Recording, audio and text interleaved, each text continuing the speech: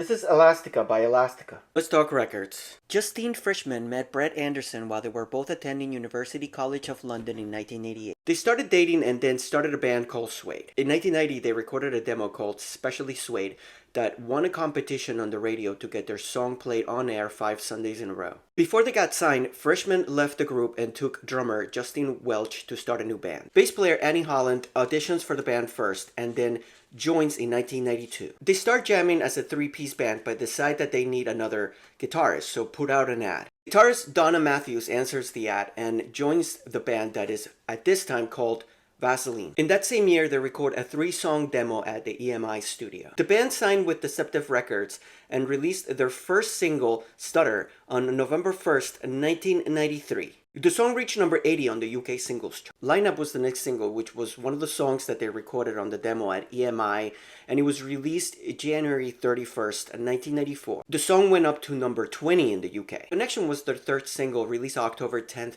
1994. The song made its way up to number 17 on the UK singles chart. Waking Up was the fourth single, released February 2nd, 1995. It reached number 13 in the UK. Elastica's self-titled debut album was released March 1995 on Deceptive Records in the UK and DGC Records in the US. It was produced by the band and Mark Waterman, who had produced Nowhere by Ride. The album came with this booklet called Elastic Catalog. When the album was released in the US, the band became more popular stateside, riding the Britpop wave with bands like Oasis and Blur.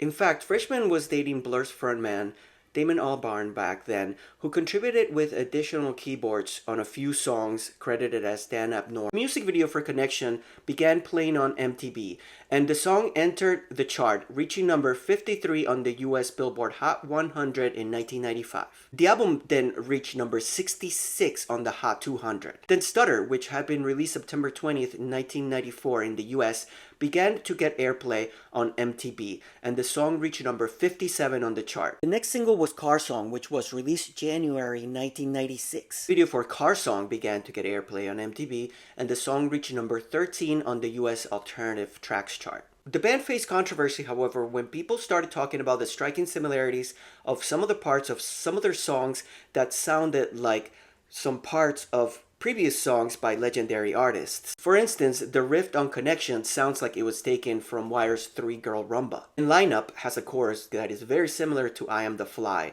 also by Wire. The song Waking Up has a strong resemblance to No More Heroes by The Stranglers. All of these similarities were homages, but sadly they were uncredited. When the publishing companies that owned the rights to the songs caught wind, they sued and the cases were settled out of court. Elastica then had to share songwriting credit. Elastica became a seminal group and one of the most popular bands out of the British second invasion called Britpop. Elastica's self-titled debut album is a touchstone piece of 90s British alternative music. NME magazine ranked Elastica's eponymous album number 191 on the 500 greatest albums of all time list in 2013.